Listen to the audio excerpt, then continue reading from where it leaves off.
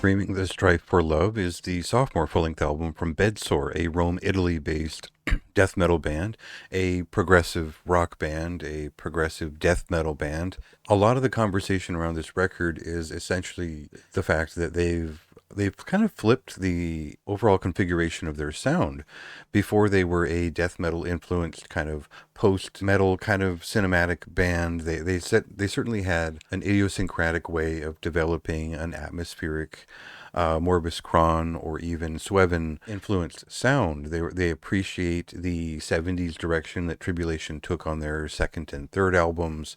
They appreciate Edge of Sanity and quite a lot of classic progressive rock. When I interviewed the band, they were clearly fans of Emerson, Lake and Palmer and all these things that are worth touching upon here for this review, but it was generally seen as something close to death metal, something rooted in old school death metal that was then extrapolated into a performative, again, cinematic adventure. That first record, Hypnagogic Hallucinations, was one of my favorite records of that year. I think it followed up on their debut demo quite strong, and it delivered more than it had promised to begin with. And the interesting thing was the argument was whether or not they were death metal at all. And I felt like it was more clear that they were by the time that first record released.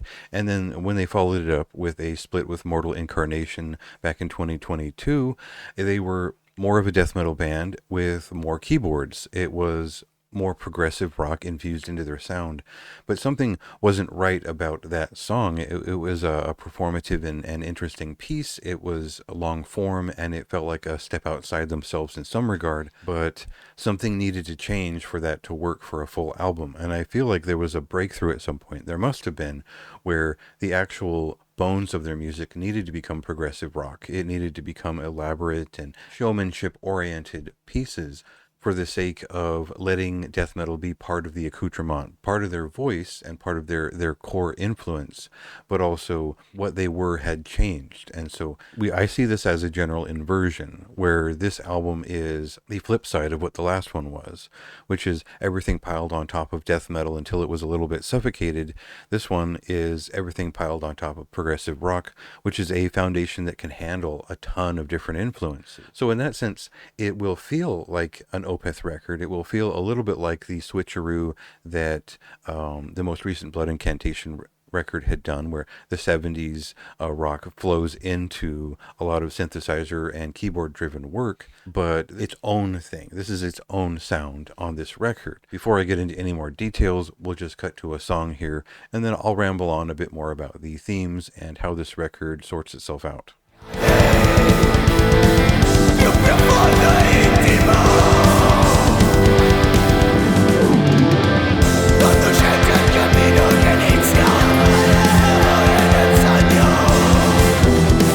So the themes of this book center around hypnerotomachia polyphili, where the main character is experiencing what is described as erotomania. This is a fixation on a lover which is maybe unrequited, that is particularly intense. And the journey here in the book, and it's a mythic allegory from the Renaissance era book, which is important to early printmaking.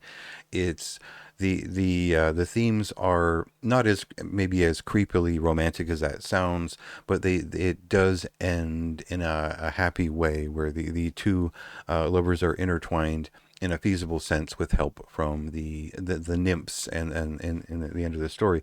It's a very artfully written book. It uses very romantic language that goes beyond even Shakespearean use of different types of medieval feeling spellings. The translations are especially ornate in that sense, but I have linked it here on the site just so you can check it out and get an idea of what the source material is, and that it's known for its use of illustration to convey its theme and to create a world that is centered around strong use of architecture and imagery that is especially strong. And some of that is echoed in the illustrations of the booklet of this album. They've done a great job of turning it into more of a dream than it already is, and implying more than showing, as the book does.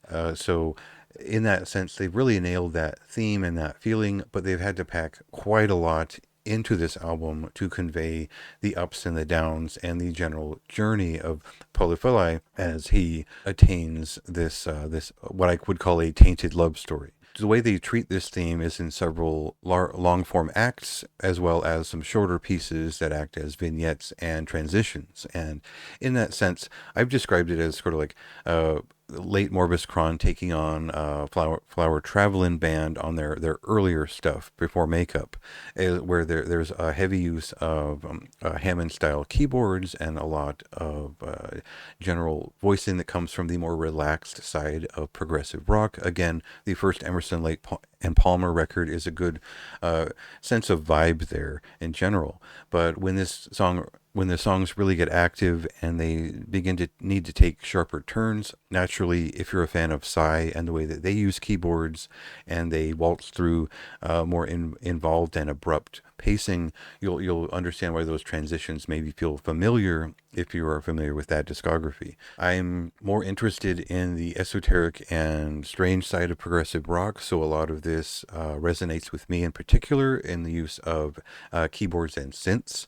I think that this goes beyond the usual use of horror synth and goes in a more cinematic and expressive direction. I think they've really focused on that as a prime element of the voicing here, in the sense that it doesn't even need to be death metal at some point, but it chooses to tell its story in a more intense way. It wouldn't make sense for me to go through this track by track and really talk about every bit of detail here. What I would say is that if you know the story and you appreciate the musicianship here, there is quite a lot of depth to glean from this record compared to anything that is even somewhat similar. Like if you loved Absolute elsewhere, but felt like it was disjointed and broken up into pieces, this is very much more authenticity on both sides. It's less of a death metal album for sure. The progressive rock side of things is more adventurous and less kind of stuck in that Opeth mode of solemn melodic songwriting. So